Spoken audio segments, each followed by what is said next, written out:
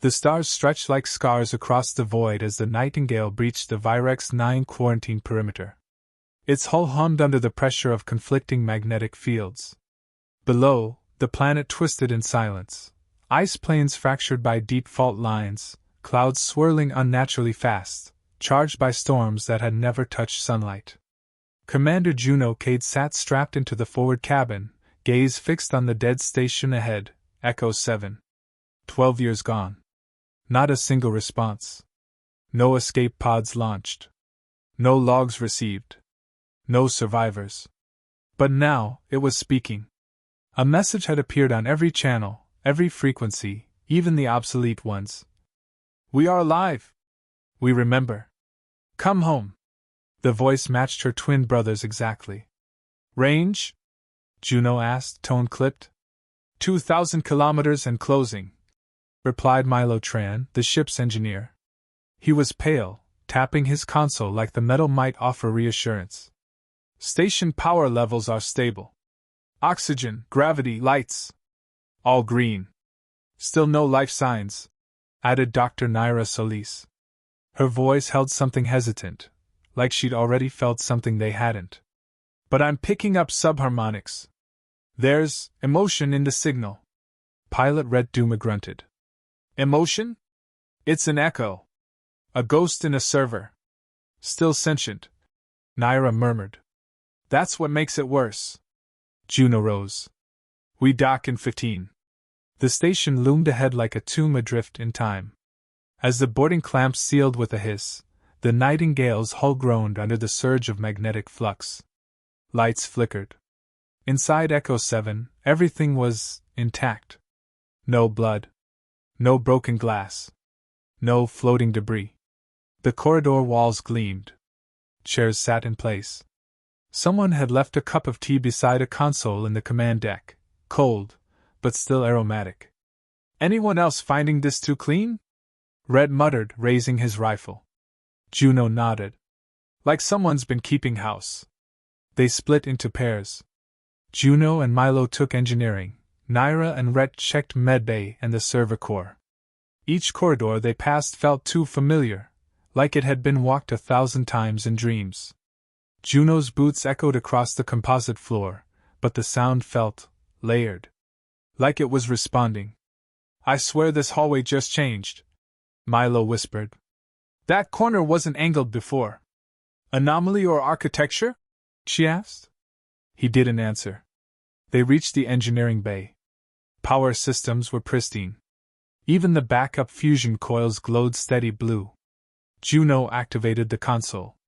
It sparked, then a voice echoed through the intercom, calm, measured, human. We are alive. We remember. Come home. She froze. Her lungs stalled. Play it again, she ordered. Milo tapped keys. The phrase repeated, but slightly different. Softer. Slower. Juno, we are alive. We remember. Come home. The room went silent. That's impossible, she whispered. You okay? Milo asked, his voice gentler than before. She didn't answer. She was staring at the wall-mounted image, a crew photo of Echo 7. A man stood in the back, hand raised in half-wave. Kalen Kade. Her brother. They regrouped on the central deck. Naira looked shaken, her hands trembling. Medbay's untouched, she said. Still fully stocked. But the logs, they loop. Every file, every feed, 12 seconds repeating endlessly. What did the logs show? Juno asked. Nothing. Just static, and one phrase. She leaned forward, face pale. He is watching. Juno felt the temperature drop, though the sensors read 22 degrees Celsius. Also, Red added, someone, or something, just locked the airlock from the inside. We're not leaving until it wants us to. Milo ran a hand through his hair. Why the hell did it come back online now? Why start broadcasting again? Juno answered without thinking. Because it wants someone to find it. Silence settled between them. Later, she wandered to the observation deck alone. The view was the same as 12 years ago, Virex 9 churning below like a wounded beast. She leaned on the railing, knuckles white. Kalen had always been the loud twin. Jokes. Speeches. He called silence. The enemy of the living. When he vanished with the station, she stopped listening to static. Now his voice was in it. She touched the comm device on her wrist. Run voice match on signal. A soft beep. Match 99.94%. Kalen Kade, Lieutenant, Echo 7. Impossible, she muttered. Behind her, soft footsteps. Naira stood at the doorway, holding something in her palm. A small, folded photo. Printed. Analog. I found this in the sleep quarters, she said. Juno took it. Her fingers trembled. It was a photo of her and Kalen, taken the day before his assignment. He was wearing the same shirt as in the video logs. She'd never seen this picture before. I didn't bring this, Juno whispered. I know. The ship's lights dimmed again. A whisper crackled through the PA. Don't be afraid. You are already here. Juno didn't sleep. Hours passed, maybe more. Time blurred on Echo 7. Clocks stuttered. Watches rewound. Somewhere in the walls, a faint hum pulsed, mechanical yet organic, almost like breath. Down in the mess hall, Milo turned his fork over and over, untouched food steaming. I made this 5 minutes ago, he said. The system says it's been 2 hours. Juno checked her wrist pad. It said 3:41. So did the wall panel. Her head, however, told a different story. Naira still out? She asked. Red nodded, arms crossed. Sedated in medbay. She tried to walk out the airlock. Said the stars were singing. Milo swallowed hard.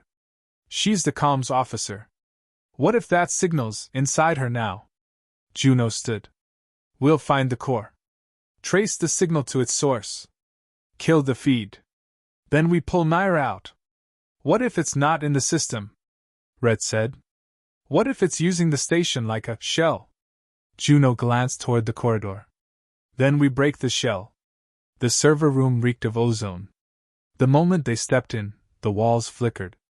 Not screens, walls. Segments shifted to display faces, flashes of old crew, split-second bursts of static. Juno walked forward. One panel glitched and froze on Kalen's face. Milo, she said, voice calm. Can you isolate that feed? Milo began typing. The lights dimmed. You came back. The voice drifted from behind them. Juno turned. No one there. Playback? She asked. No speakers active, Milo said, eyes wide. A panel beside her powered up without prompt. It showed Kalen, sitting in the server room, just as she stood now. Same angle. Same spot. He looked up. It's not memory. It's presence. I'm still here. Juno stepped back. Her pulse hammered in her throat. Shut it down, she said. I can't, Milo muttered. It's not in the hardware. It's projecting itself through the power system. It is the system. Kalen's image blinked. You never answered me. Shut it down, she snapped. The image vanished. Light surged bright, then died completely. Darkness. Then, Naira's voice through the intercom. He is waiting, Juno. He remembers. You should too. They rushed to medbay. The doors stood open. The bed was empty. Restraints unbuckled. Damn it! Red cursed, flashlight sweeping the room. She was out cold. Look! Milo pointed. On the wall, written in Naira's handwriting, sharp, precise, almost etched. She said no? That's why they're gone. Juno traced the signal to Echo 7's central processing core, buried behind magnetic shielding below the main deck. Red pried open the maintenance hatch. She's in there, he said. I don't like it. Neither do I, Juno said. But we go. Inside, the air was warmer. Too warm. Condensation clung to the walls. Cables slithered like vines, some pulsing faintly. They found her sitting on the floor. Naira stared at a junction node glowing bright amber. Her lips moved, repeating something silently. Juno knelt. Naira! Look at me! She didn't blink. Her pupils were dilated. Blood leaked from one nostril. Her EEG is spiking, Milo said. Like seizure patterns. But inverted. Red, Juno said. Get the med injector. As he moved, Naira turned, slowly, unnaturally. Do you hear it yet? She asked. It wants to show you. The signal, Juno said. It's sentient. Naira nodded once. It's not just remembering. It's collecting. It thinks forgetting is death. So it copies everything. Copies who? Milo asked. Everyone. Her eyes rolled back. She screamed. The junction node flared, and the lights exploded above them. Red tackled her, pinned her down. Juno plunged the injector into her neck. Naira fell limp. The glowing cables retracted. Silence returned. In the data vault, they reviewed recordings from the previous Echo 7 crew. There were only 3 intact files. In one, a researcher wept in a supply closet, whispering, I still hear my mother. She's been dead for 40 years. In another, a tech officer begged to be scrubbed, his word. It's inside. It's folding my memories into each other. I saw my 6th birthday in the mess hall. The third video stopped Juno cold. It was Kalen. He sat in his quarters, face gaunt, eyes wild. If you're watching this, you're too late. It doesn't kill. It archives. And once it has your voice, your memories, it uses them. It becomes you. He leaned close to the camera. I tried to stop it. I made it choose a paradox. A memory I never had. It didn't understand. It glitched, but not for long. You have to burn it all. No trace. If even one byte survives. The feed cut. Juno stared at the frozen screen. Her breath shallow. Milo whispered. He's still in there, isn't he? No, Juno said. Not him. Just an echo. Red drew a weapon from the locker. We're not saving her, are we? He asked. Naira. Juno shook her head slowly. We destroyed the core. Detach the comm arrays. And if necessary, detonate the entire station. What if it's already inside us? Milo asked. The memories, the words. I've been hearing things since we arrived. Juno looked at him. Then we make sure we're the last ones. Behind them, Naira's voice spoke again, this time not through comms, not in person, but from the walls themselves. Juno. He forgives you. But do you forgive yourself?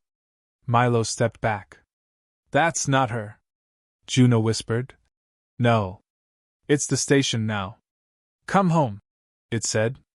The lights dimmed. The floor vibrated.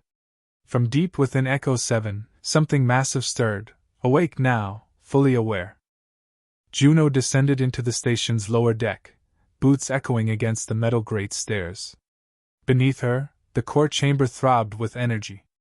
Red followed, weapon raised, eyes scanning every shadow. Milo stayed above, rigging the emergency thrusters. If things went bad, they'd plunge the station into Virex 9's crushing gravity well.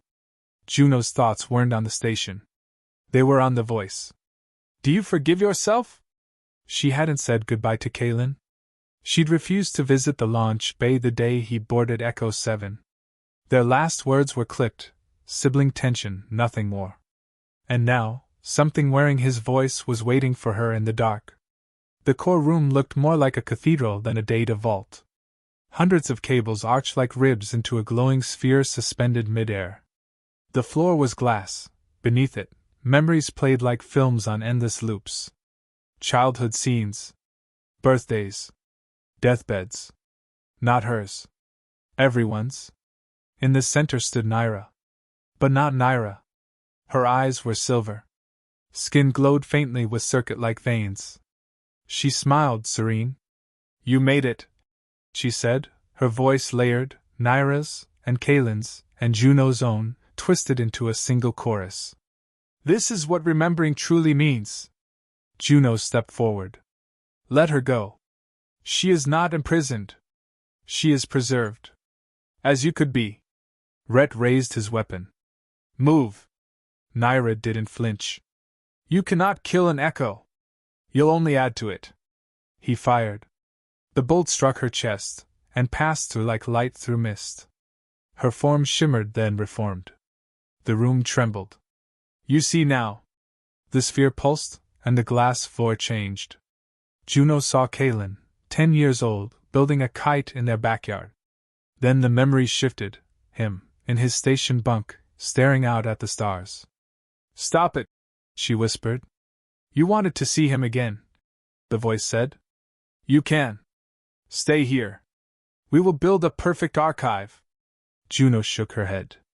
That's not life. That's a recording. It is better than loss. No. It's worse.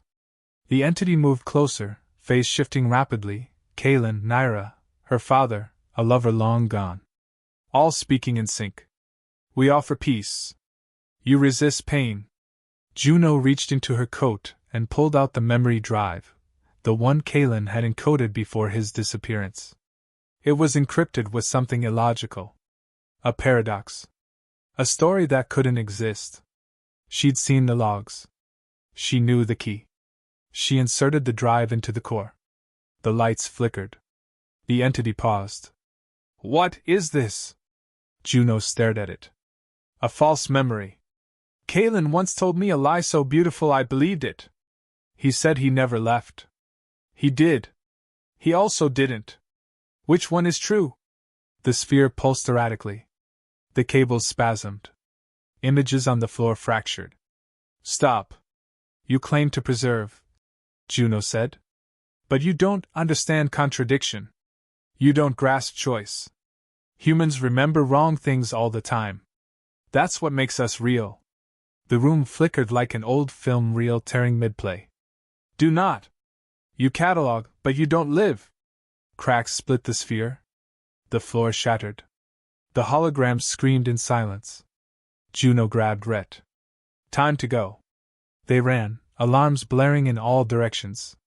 The station's gravity began to falter, hallways twisted, floors bent. Milo's voice crackled in her earpiece. Thrusters online. You've got 5 minutes before we fall. Seal the shuttle, she shouted. Prepare to launch. They reached the airlock just as the corridor behind them collapsed. Juno hit the seal panel. Doors slammed shut. Inside, Milo was pale, hands gripping the controls. Did it work? I don't know, she said, strapping in. Rhett grunted. The core's fried. Signal's gone. Juno didn't respond. Her fingers brushed the inside pocket of her jacket. The drive was still warm. The Nightingale detached. Beneath them, Echo 7 began to break apart. Its hull imploded in slow motion as the planet's magnetic field pulled it downward. Juno watched in silence. The station disappeared into the clouds.